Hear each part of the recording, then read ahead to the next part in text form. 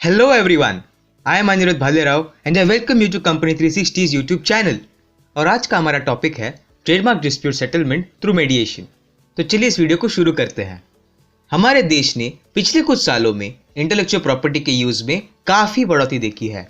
Department of promotion of industry and internal trade के data के अनुसार अक्टूबर 2021 तक 5,695 पेटेंट और 19,456 ट्रेडमार्क एप्लीकेशंस फाइल किए गए हैं। इसीलिए इंटेलेक्चुअल प्रॉपर्टी का प्रोटेक्शन और प्रिजर्वेशन इंपेरेटिव हो गया है। It is a well known fact कि ट्रेडिशनल लीगल सिस्टम टीडीएस और टाइम कंज्यूमिंग है। इसके भी काफ़ी रीजंस है, जिसमें लेंदी प्रोसीजर्स जैसे कि pleadings, examination of witnesses etcetera वो आते हैं। वहीं मीडिएशन एक काफ़ी सरल और इनफॉर्मल प्रोसेस ऑफर करता है, जिससे पार्टीज अपने डिस्प्यूट्स टाइमली मैनर में सॉल्व कर सकते हैं।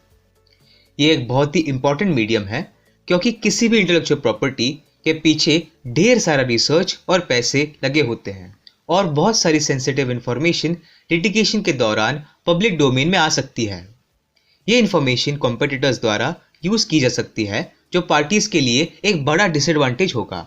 एक और मुद्दा ये है कि डिस्प्यूट में रही पार्टीज डिस्प्यूट से पहले एक बिजनेस रिलेशनशिप में बंधे हो सकते हैं, जैसे कि लाइसेंसर और लाइसेंसी।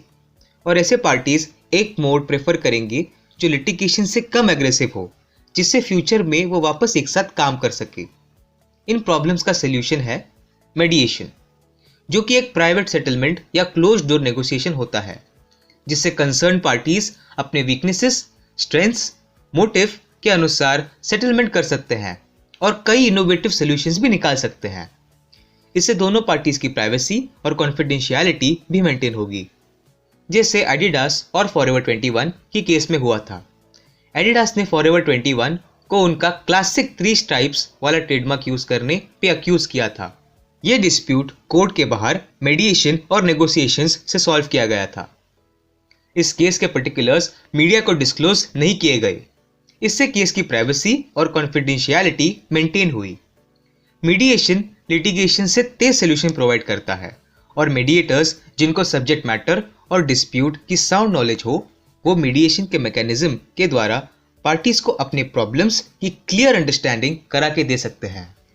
मीडिएशन दिन ब दिन ट्रेडमार्क डिस्प्यूट्स रिजॉल्व करने के लिए पॉपुलैरिटी गेन करता जा रहा है। इसके कुछ एडवांटेजेस देखते हैं। पहला, सिंगल प्रोसीजर। कोर्ट लिटिगेशन के अंडर मल्टीट्यूड ऑफ प्रोसीजर्स अलग अलग ज्यूरिसडिक्शंस में इन्वॉल्व होते हैं, जिसमें इनकंसिस्टेंट रिजल्ट्स की रिस्क होती है। मीडिएशन के द्वारा पार्टीज अपने डिस्प्यूट्स एक सिंगल प्रोसीजर से रिजॉल्व कर सकते हैं, जिससे मल्टी ज्यूरिसडिक्शन की कॉम्प्लेक्सिटी और एक्सपेंसेस को अवॉइड किया जा सकता है। अगला है party autonomy.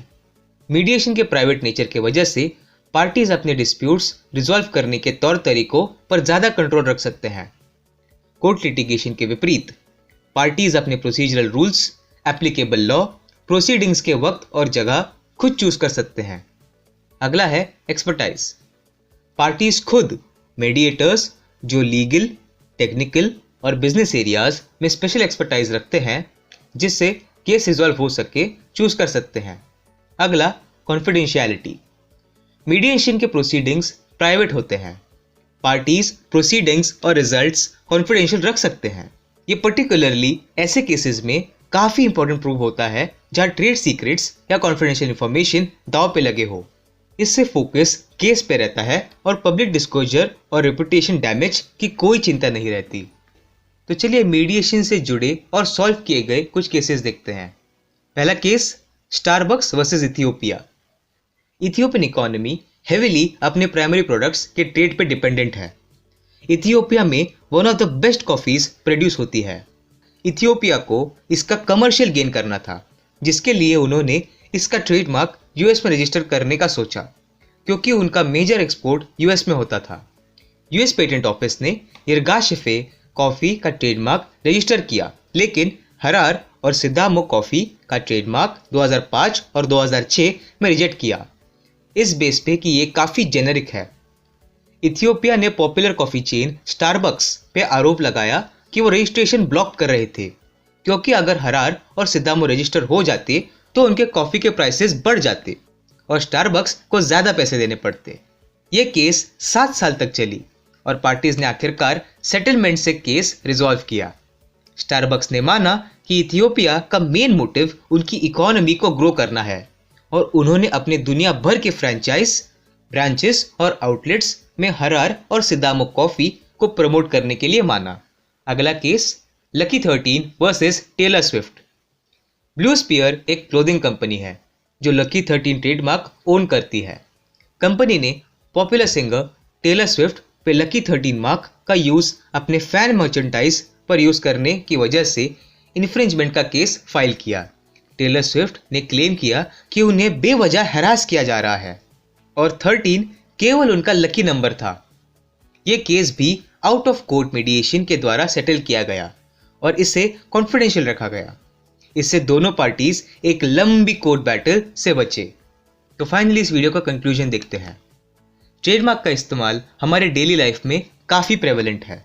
For instance advertisements, products, packaging, services etcetera, और इसीलिए इन्फ्रिंजमेंट होने के चांसेस ज़्यादा हैं। इसीलिए एक इफेक्टिव और एफिशिएंट मीडिएशन मैकेनिज्म का होना बहुत ज़रूरी है। इंडियन लेजिस्लेचर और जुडिशरी मीडिएशन के इम्प्लीमेंटेशन में एक एक्टिव रोल प्ले कर रहे हैं। जैसा कि हमने केसेस में देखा कि मीडिएशन की मदद से ट्रेडमार्क डिस्प्यूट्स जल्दी और आसानी से सॉल्व होते हैं। ऐसे हम आशा कर सकते हैं कि ये रीसेंट ट्रेंड आगे कंटिन्यू हो और कोर्ट्स और लिटिगेंट्स को एनकरेज करे कि वो डिस्प्यूट रेजोल्यूशन में मीडिएशन के यूज़ को अडॉप्ट और प्रमोट करे। तो इसी के साथ ये वीडियो समाप्त होने जा रहा है।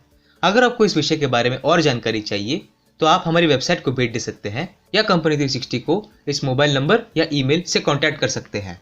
इस वीडियो को देखने के लिए मेरी और कंपनी 360 की ओर से धन्यवाद।